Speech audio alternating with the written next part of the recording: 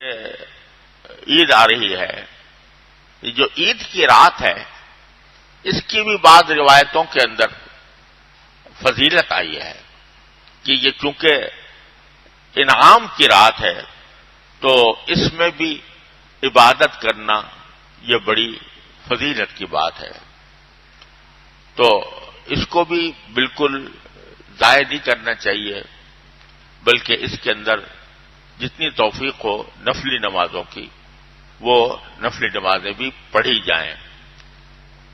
بعض حضرات تو کہتے ہیں کہ بھئی یہ رات بھی اسی طرح جاگ کر گزاریں جیسا کہ شب قدر کو جاگ کر گزارا جاتا ہے، اور بعض علماء کرام نے فرمایا کہ پوری رات جاگنے کی ضرورت نہیں ہے، لیکن کچھ تھوڑا وقت جو ہے وہ عبادت کے اندر بھی ضرور لگا لیں اس رات کے اندر، کیونکہ انعام کی رات ہے اللہ تعالیٰ کی طرف سے، تو اس انعام لے لو اللہ تعالیٰ سے، نفلیں پڑھ کر دعائیں کر کے انعام لے لو۔ پھر آ رہے یہ عید، اللہ تبارک و تعالیٰ نے مسلمانوں کو عید منانے کا بھی ایک منفرد طریقہ عطا فرمایا۔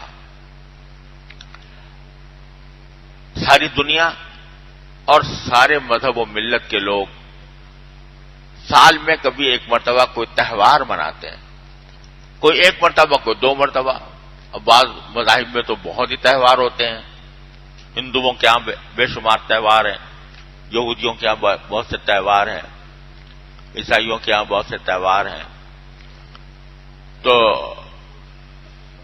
اللہ تبارک و تعالی نے انسان کی ایک طبعی خواہش ہوتی ہے کہ کچھ دن ایسے ہوں جو خوشی کے ساتھ سب لوگ خوش ہوں، اس میں اکٹھے ہوں، ایک دوسرے سے ملیں، بشاشت کا اظہار کریں، تو اللہ تبارک و تعالی نے ہمارے لیے دو عیدیں مقرر فرمائی ہیں، ایک عید الفطر اور ایک عید الاضحیٰ۔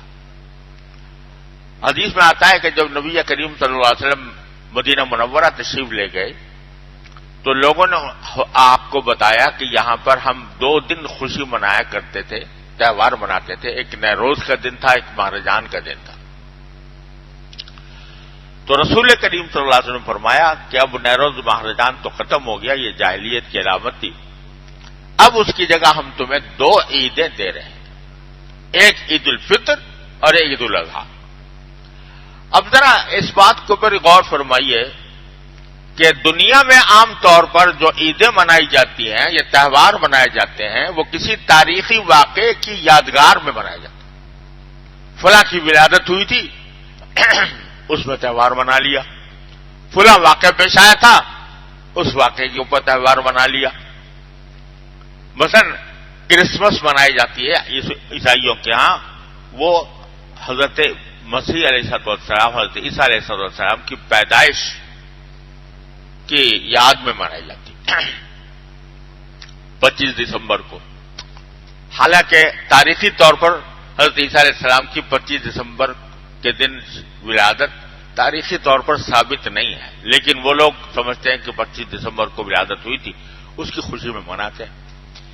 اسی طریقے سے اور، لیکن اللہ تبارک و تعالی نے جو 2 عیدیں رکھی یہ کسی خاص واقعے کی یادگار نہیں ہے۔ عید الفطر ہے مثلا یکم شوال کو کوئی ایسا واقعہ جس کی ساری زندگی قیامت تک اس کی خوشی منائی جائے، ایسا کوئی خاص پیش نہیں آیا۔ اسی طرح 10 ذی الحجہ یا 10 ذی الحجہ جو عید الاضحیٰ کا دن ہے، اس وقت میں کوئی تاریخ میں کوئی واقعہ خاص پیش آیا ہو، اس کی یادگار منائی جا رہی ہو، ایسا کچھ نہیں۔ دونوں عیدیں ایسے موقع پر اللہ تعالیٰ نے مقرر فرمائی ہے جب مسلمان خود کوئی عمل کرتے ہیں، اچھا عمل کرتے ہیں، اس کی تکمیل کرتے ہیں تو تکمیل کی خوشی میں عید مناتے ہیں۔ اب عید الفطر جو ہے وہ خوشیاں کس بات کی کہ اللہ تبارک و تعالیٰ نے اپنے فضل و کرم سے ہمیں رمضان عطا فرمایا، رمضان کی اندر عبادت کرنے کی توفیق عطا فرمائی، تو اس پر خوشی منائی جا رہی ہے عید الفطر، الحمدللہ۔ اور اسی طریقے سے عید الاضحیٰ، عید الاضحیٰ وہ اس موقع پر جبکہ مسلمان ایک دوسرے عظیم عبادت کی تکمیل کرتے ہیں، وہ ہے حج کی عبادت. 9 تاریخ کو، ذی الحجہ کی 9 تاریخ کو حج ادا ہوتا ہے. تو اللہ تعالیٰ نے 10ویں دن اس کی خوشی الحمدللہ حج.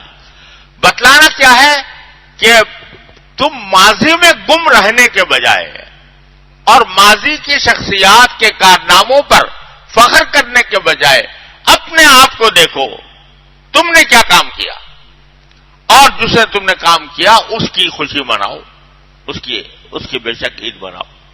یہ ایک عظیم سبق دیا گیا ہے دونوں عیدوں کے سلسلے میں. عید کا دن آ جائے پھر اس کو منانے کا بھی طریقہ ایک منفرد طریقہ ہے. کیا؟ سب سے پہلا کام عید کا دن شروع ہونے سے پہلے سب سے پہلا فریضہ یہ عائد ہوتا ہے کہ صدقۃ الفطر ادا کرو. صدقۃ الفطر ادا کرو. فطرہ جس کو کہتے ہیں.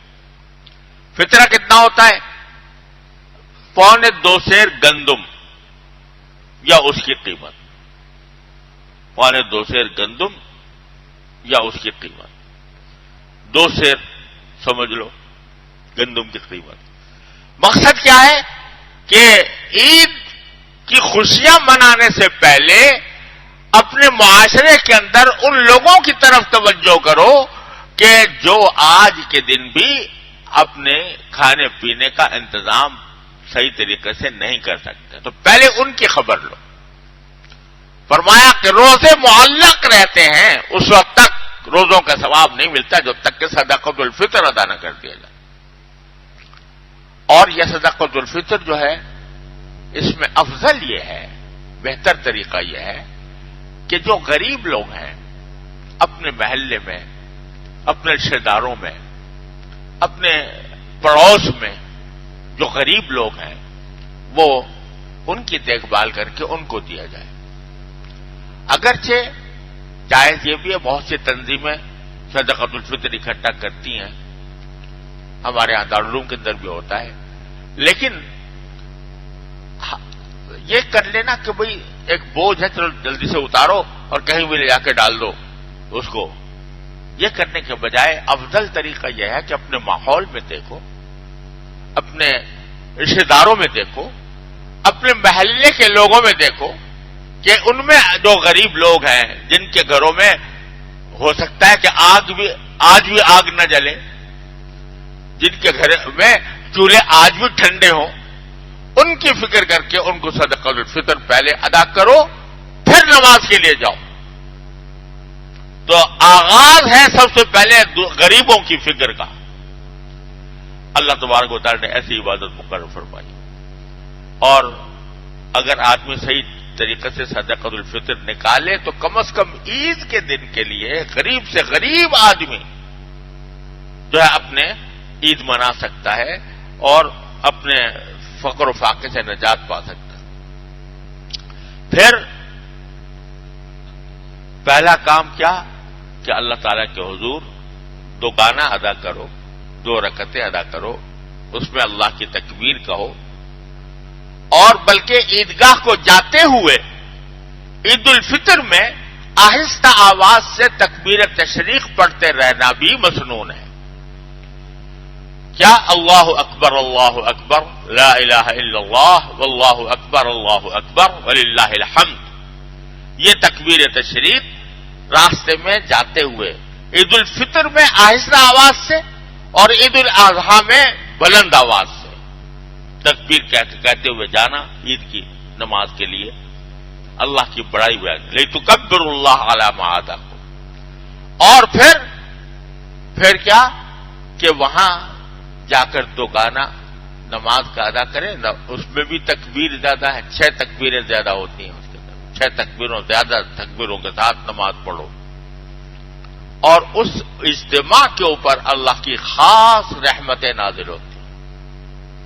جب سارے مسلمان عیدگاہ میں جمع ہیں اور روزے پورے کر کے آئے ہیں تو اللہ تعالیٰ فرشتوں سے خطاب کرتے ہیں کہ اے میرے فرشتوں یہ بتاؤ، تم پہلے کہہ رہے تھے کہ جب انسان کو ہم پیدا کیا تھا تو تو اس وقت تم کہہ رہے تھے کہ انسان کو کیوں پیدا کر رہے ہیں، ہم تو آپ کی تسبیح و تقدیس میں لگے رہتے ہیں، یہ تو خون ایک دوسرے کے خون بہائیں گے۔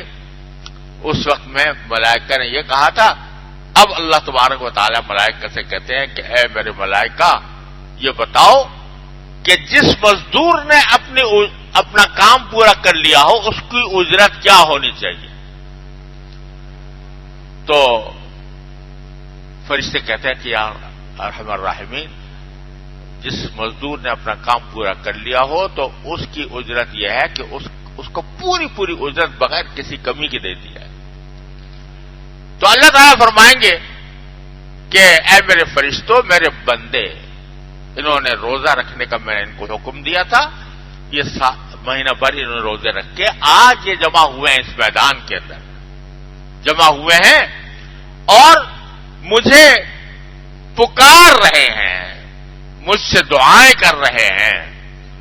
تو آج میں اپنی عزت و جلال کی، اپنی کبریائی کی قسم کھا کر کہتا ہوں کہ ان سب کی مغفرت کر دوں گا اور ان کی برائیوں کو بھی حسنات سے، نیکیوں سے تبدیل کر دوں گا۔ فَيَرْجِعُونَ مَغْفُورًا لَهُمْ، چنانچہ لوگ جو ہیں واپس جائیں گے تو اس حالت میں جائیں گے کہ مغفرت ہو چکی ہوگی۔ کیا ٹھکانہ ہے اللہ تبارک و تعالی کے نام کا، کہ صرف یہی نہیں کہ مغفرت ہو گئی، تمہاری برائیوں کو بھی حسنات سے تبدیل کر دیں، اور جب واپس جاتے ہیں تو مغفور لہم ہو کر جاتے ہیں۔ لہذا بڑے شوق و ذوق سے جانا چاہیے عید کی نماز کے لیے، اور اس امید کے ساتھ جانا چاہیے کہ اللہ تبارک و تعالی انشاءاللہ ہماری مغفرت کریں گے، اور اللہ تبارک و تعالی سے اس وقت دعا بھی کرنی چاہیے کہ یا اللہ آپ نے اپنی رحمت سے ہمارے ماضی کی مغفرت فرما دی، اب آئندہ کا جو زندگی کا مرحلہ ہے اللہ اس کو آسانی کے ساتھ اپنے رضا کے مطابق طے کرنے کی توفیق عطا فرما دیجیے کہ ہم آپ کی رضا کے مطابق اس کو انجام کر سکیں۔ اس کے بعد اس عید کے دن میں بشاشت کا اظہار بھی سنت ہے، خندق پیشانی، بشاشت، خوشی کا اظہار، یہ بھی سنت ہے، عید کی سنت۔